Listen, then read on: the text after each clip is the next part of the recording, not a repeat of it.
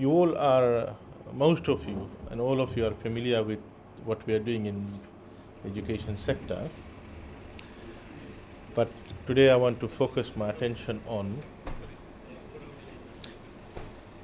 four key issues of inclusiveness, issues of equity, issues of quality, and standards. That is the brief of my talk today. I want to begin by, again, outlining the vision of the government with regard to the education sector. Government's vision, the ultimate outcome, as you always would note, I talk about input, output, and outcome. Government's vision is to have a knowledge-based society for peace, change, and progress. To be more explicit, how does a knowledge-based society help achieve a peaceful society, a progressive society, and a sustainable society? How does a knowledge-based society? Government is after having a knowledge-based society. How does a knowledge-based society contribute towards peace, stability, growth, and progressiveness in the country? Every country wants to progress, to develop, want to have peace. How does a knowledge-based society contribute to those objectives?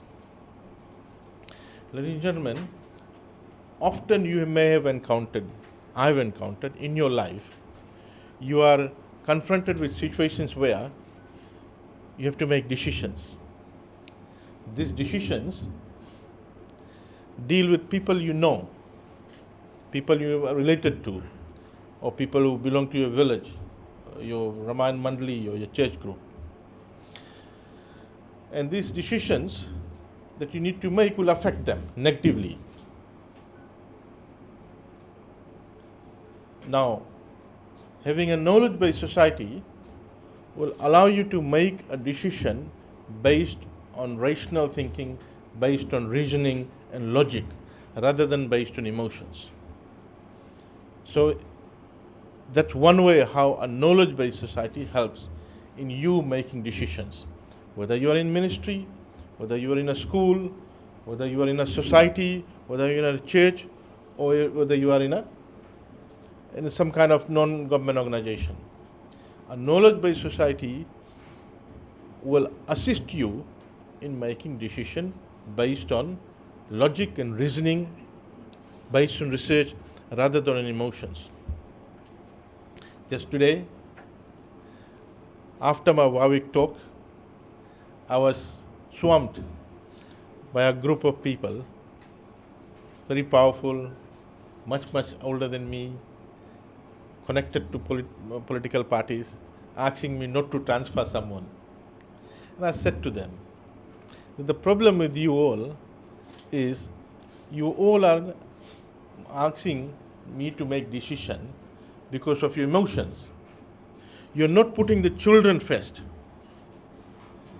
I said, you're not worried about your child, your grandchild in the school that is being affected by poor leadership. You're making an emotional decision because you know the person, you like the person. But you're not worried about the children there. This is the problem of not having a knowledge-based society. People not making decisions based on logic, reasoning, or having a scientific basis to their decision or request. So that's one way how a knowledge-based society helps. The second way is that those people wouldn't have raised that issue had they been able to rise above emotions. Having a knowledge-based society would avoid people asking for requests or making decisions which is devoid of logic or reasoning or devoid of any scientific basis. That's the beauty of about having a knowledge-based society. Is people wouldn't come in the first place and push you to make or change your decision. So you can see why government is wanting to have a knowledge-based society. A knowledge-based society will also help whether you are in a school, you are a businessman, you are a farmer. It will allow you to make rational decisions with respect to resource allocation. At whatever level you are, whether you're a businessman, a farmer, etc., you always will be confronted with unlimited demands or unlimited requests with a limited resource you have. And it is that particular point in time you will be required to make critical decisions about how much of resource to allocate to different areas, which areas you need to allocate resources, and at what sequencing. It is this knowledge-based society, is this knowledge that you have acquired will help you to make those rational decisions. And knowledge-based societies will empower people to develop, to make critical decisions which will allow them to develop, the nuclear family to develop, the society to develop, the village to develop, the country to develop. That is why the government is after building a knowledge-based society so that we can have sustainable development. I was talking to someone, I can't recall now, if it comes to my mind, about the dilemma of common property resource. And I said to that person, we all should read the book called The Tragedy of the Commons.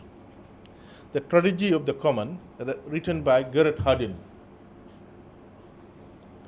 Because Pacific Island countries are confronting this problem about how to deal with common property resources, where there is a race to exploitation because everyone in the commons are trying to maximize their benefit or return, because if they don't do, the other one will do, because the property is communally owned and it's called common property. For example, a forest area which is commonly owned by the village community. Now, because it's a common property, everyone is going and maximizing harvesting of the forest, because if he or she doesn't do, he or she will do. And with that race, you end up finishing or depleting the forest resource or fisheries resource. I think I recall this story came up because I bought some prawns somewhere, and most of the prawns were female prawns with eggs. So I was telling my driver or my security, I said they shouldn't have harvested these female prawns. They should have left it back. And I said to him, I think the problem is of the common property regime. And he asked me, what do you mean? I said, because if he leaves or she leaves, whoever harvested the prawn, the female one, someone else will come and harvest it. So therein lies the tragedy of the commons. Inability to manage the commons because there's a race to exploitation. Everyone in the common is wanting to exploit the resource. How do we get over the dilemma?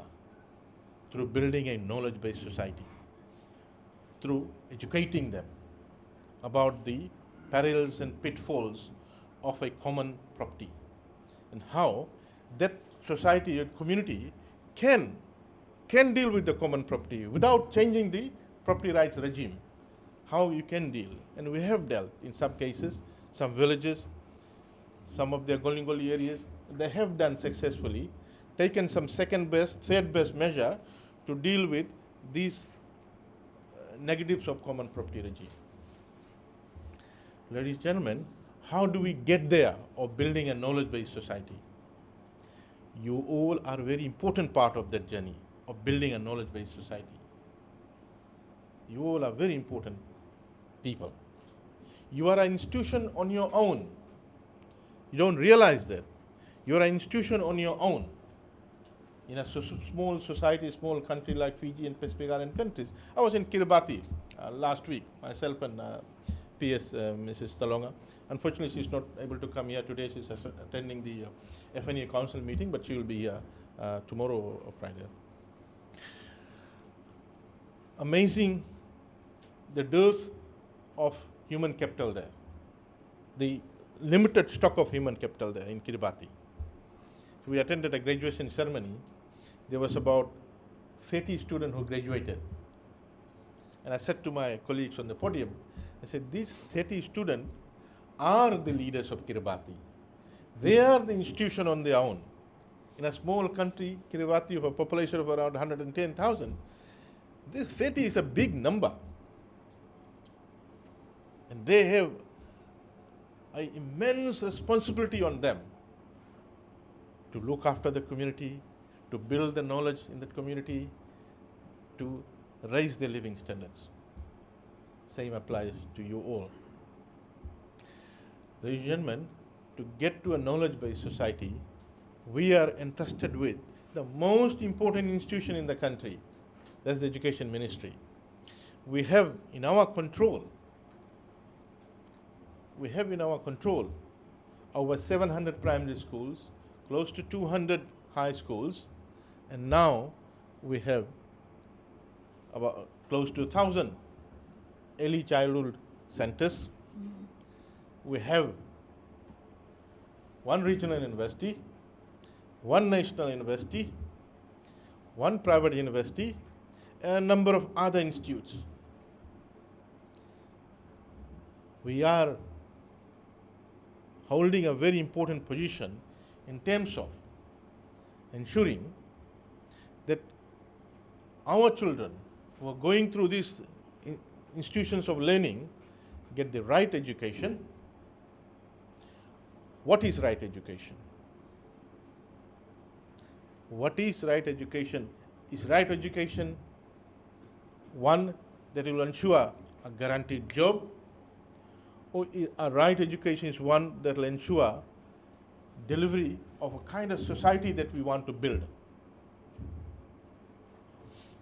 Or a right education which will ensure that we all have a solid philosophical foundation, a solid religious foundation, base knowledge, and a knowledge which will empower us and give us ability to independently develop. That is a question that we need to answer. And you all know the answer to the question. Ladies and gentlemen,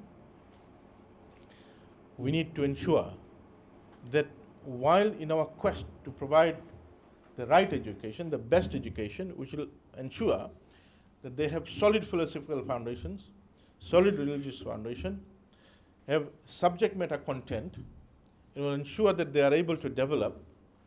They are also internationally compatible, internationally competitive. Ladies and gentlemen, we should realize that we are part of a global village. We are part of a global labor market. And hence, we need to prepare our children to enter the global labor market. Some 30 years ago, we were only talking about Fiji's labor market. We're only talking about Fiji's labor market. Now we need to talk about, the moment we're talking about school curriculum, the moment we're talking about university curriculum, we must always think that we are talking about the global labor market, the global university international education market. We don't want to say, or we don't want to hear anyone writing to us saying, I went to this country and they said, oh, we don't recognize your high school qualification, year 13 or year 12. We don't recognize your university degree, or you also required to do bridging units, etc. Or you do your whole degree. No, we can't. We can't. We can't do that. We can't let them waste their money here and then send them and again do. Because in those days, we were only looking at Fiji as the labor market.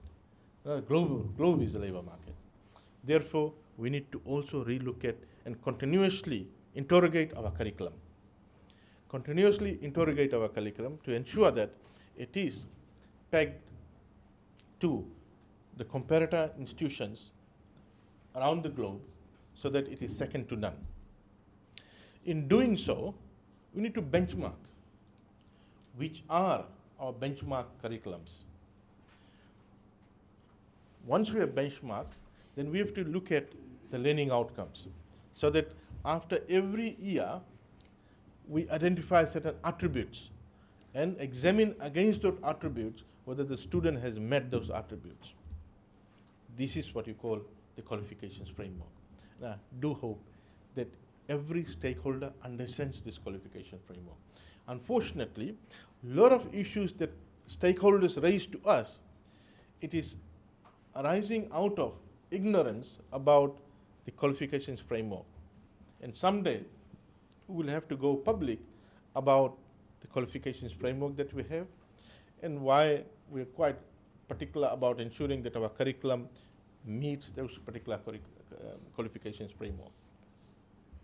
So ladies and gentlemen, with respect to quality, that is how we are trying to benchmark and relook at our curriculum under the able directorship of Mr. Tiko to ensure that no student will come and tell director that your curriculum is not up to standard, your curriculum has resulted in me or my qualification not being accepted or seen as equivalent to the Australian or New Zealand or American or wherever they've gone, that particular curriculum. That should not be the case, and that will not be the case. So that's our journey towards ensuring that at least the content part is guaranteed, is second to none. But that only the content doesn't matter. The USP Council, I mentioned, when the University of the South Peaks were looking at, was showing that all these programs are internationally accredited, I said to them that the accreditation process is input-based. Myself being a dean of the business college, I know in and out about the accreditation process. And I said it's input-based, meaning you look at the course content, you say, excellent. You look at the people who are delivering, you say, oh, they're very well qualified. They have got PhDs and masters. You look at whether the university has library, good lecture rooms, whiteboard, projector, etc. You say, we'll accredit your program. But that's input. That's an input-based process. At the end of the day, with respect to quality and standard, it's output that matters. It's output that matters. Go and ask the industry whether the output is what they want or what they're getting. And now, with respect to tertiary output, we've got 3 universities, and they'll compare and rank it. So we need to ensure that the product that we are getting out is also of that standard. While we are guaranteeing the input side, there may be some lapses in the process that may affect the output that we are after, the product. What we want is to churn out or produce finished product. We want to deliver finished product. That's what the market wants. That's what the industry wants. The industry doesn't want to take a product and then spend another 6 months trying to train and get the product as a finished product. Ladies and gentlemen, that's the journey towards quality and standards. But we are confronted with 2 other issues. Issue of inclusiveness, issues of equity. With respect to inclusiveness, it is a major international drive towards ensuring that our education system is inclusive. We need to ensure that those who are not able to access our education system are able to access. Our government have made major strides towards putting in those measures which will allow people who initially were excluded get into the net through a number of initiatives. The free education initiative, the free milk, the free textbook, the bus fare coupons, the establishment of technical colleges, which provides opportunities for those who do not have an aptitude towards higher education to get into technical college and still go and achieve university degree. These are major initiatives that often you won't see governments who are struggling with respect to budgetary constraints make such enormous expenditure. I was at the Incheon meet with the UNESCO-funded program setting up targets for small developing countries. We have met all the targets with respect to education sector. 9 years of compulsory education, we have got more than that. Free education of primary and secondary, we have got free education up to university. Recognition of early childhood education, we have made early childhood education free.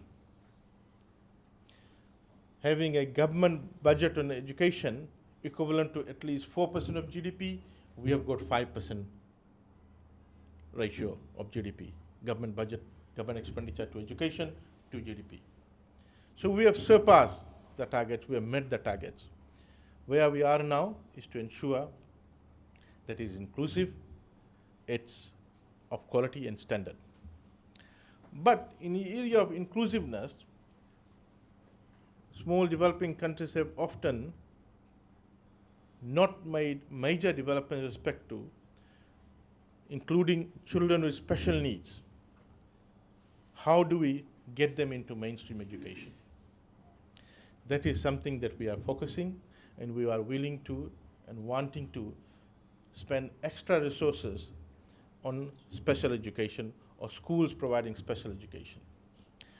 But that may not be sufficient because we may not be able to construct schools in every area to target smaller groups of children.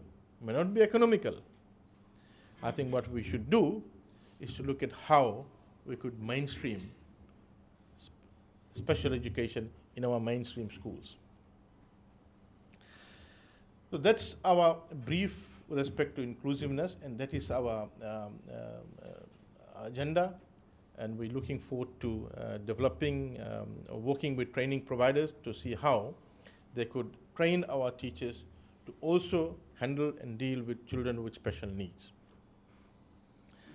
Ladies and gentlemen, we also want to acknowledge and recognize the stock of knowledge that exists outside the mainstream schools, the primary and secondary schools and universities, which we need to acknowledge that we are not the only custodian of knowledge. We are not the only custodian of knowledge. There are knowledge outside the mainstream institutions that we have to reach out and mainstream. There's enormous body of knowledge out in the society, out in the community, in the villages, that we need to reach out and mainstream them, recognize them in different models. There are different models that exist. Ladies and gentlemen, I look forward to working with you all. You all are our arms and legs in the field, our generals on the ground, and we intend to work very closely with you all. There are numerous challenges. We've got schools in the outer islands and the maritime where the infrastructure is way below the standard that we have in the urban areas or in the rural areas even. And this is something that we are grappling with, and by end of next year, we want to bring them up much, much closer to what we have in urban schools. And I can assure you that our Prime Minister and the Minister of Finance has assured us that they will provide full support to bring in equity with respect to the infrastructure and resources we have across Fiji in our schools. That is a challenge, and we are ready to take on that challenge. We have identified where the problems are, we identified where the resource gaps are, and we will deal with them as we move towards 2016. As we deal with or start working on the 2016 budget, we will ensure that the schools in the maritime zone and interior zone are second to none in the urban areas. And that will ensure equity aspect. And that will ensure that people do not, those who have connections or those who have relatives in urban area, do not bypass those schools and bring the children to urban area. And we have full set of resources and staff, but we don't have students in those schools. Yeah. That is something that we are targeting actively, and we're talking, and all our staff are also have started to start thinking about it, questioning and talking about it. And that's a good thing, that everyone is recognizing that problem, that inequity that we have. And we are working towards fixing that inequity. Thank you very much, and you all are very important part of us, because you are at the forefront, and you are in the middle. You have very important instruction from us to deliver and to monitor and to help and partner with the teachers who are at the forefront of delivery. And I do hope that you will work with them very strategically. At times they think that we are making their life miserable, but I don't think that's the case. What you need to do is to tell them and talk to them. It's a question of how you explain to them that the enormous responsibility is entrusted on them. The moment a parent decides to leave the child at the doorstep of the school at about 8 a.m., that means the parent has decided to part away that bonding and have accepted the teacher as a second parent. There's enormous responsibility. And that about 9 hours or so with the child, with the school teacher, that's enormous responsibility entrusted, and that should not at any point in time break that trust and confidence. The day a parent loses the trust and confidence on our school system, we're gone. We will, at every point in time, uphold the trust and confidence. We will deliver what is expected from us. Thank you, Naka. And I wish you all the best in the deliberation.